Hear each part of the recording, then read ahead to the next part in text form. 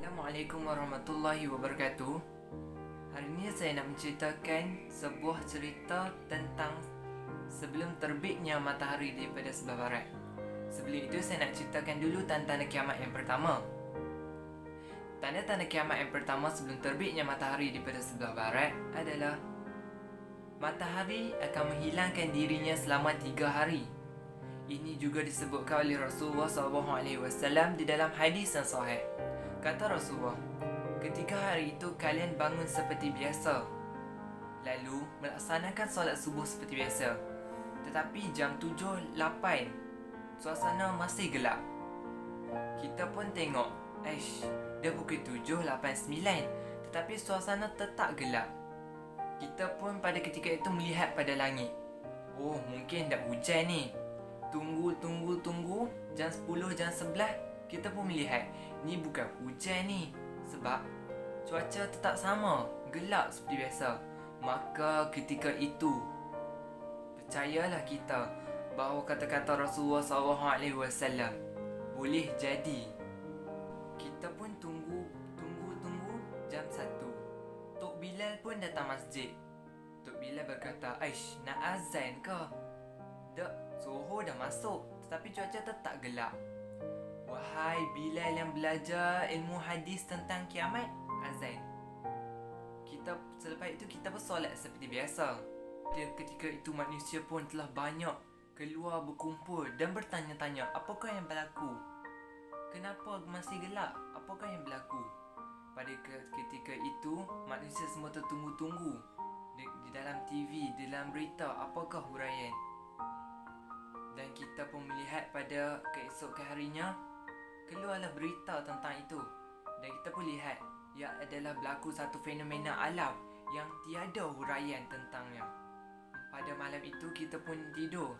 Dan keesokan harinya pada hari kedua kita pun bangun dan melihat semua ketika itu berkumpul seperti semalam. Berkumpul dan bertanya, mengapa cuaca masih lagi gelap? Jam 7, jam 8 tetap sama gelap juga. Pada ketika itu, percayalah orang-orang yang beriman tentang kata-kata Rasulullah SAW bahawasanya 1-2 hari lagi akan terbitnya matahari pada sebelah barat. Kita pun lihat jam 7, jam 8, jam 9, jam 10, jam 11 tetap sama. Gelapnya adalah gelap seperti gelap malam yang mana tiada langsung cahaya matahari. Gelapnya itu adalah sama ada 2 ataupun 3 hari, kerana ada 2 pendapat hadis di sini. Satu mengatakan 2 dan satu lagi mengatakan 3 hari akan gelap. Kita pun bangkit pada hari yang keempat. Kita ambil pendapat yang hadis yang kedua bahawa 3 hari akan gelap.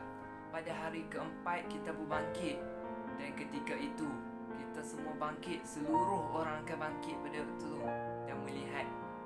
Mereka mendapati inna syamsa qad tala'at minal ghab. Nabi berkata seluruh penduduk bumi pada masa itu akan melihat suasana itu. Mereka akan melihat matahari terbitnya daripada sebelah barat. Pada ketika itu menjeritlah orang, berlari ke sana ke sini.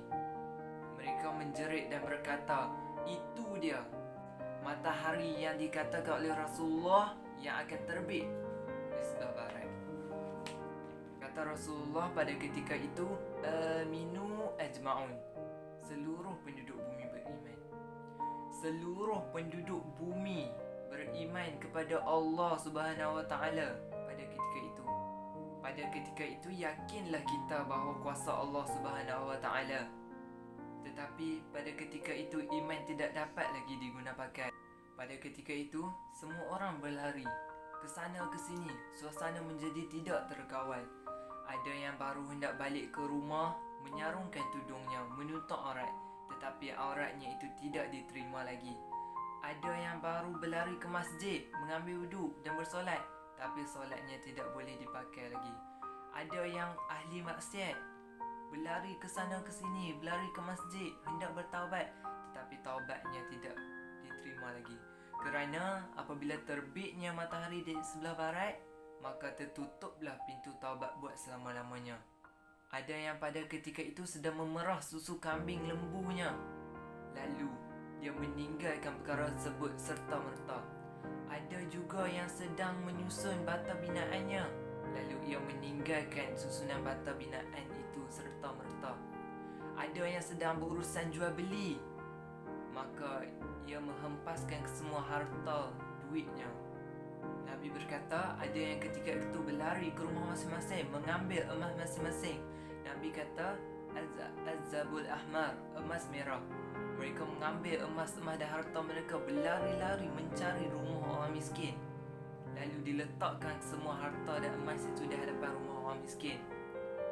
Lalu mengetuk pintu dan berkata, Makcik ambillah semua harta emas saya ini. Saya sedekahkan fi sabilillah. Hal kana bil ams.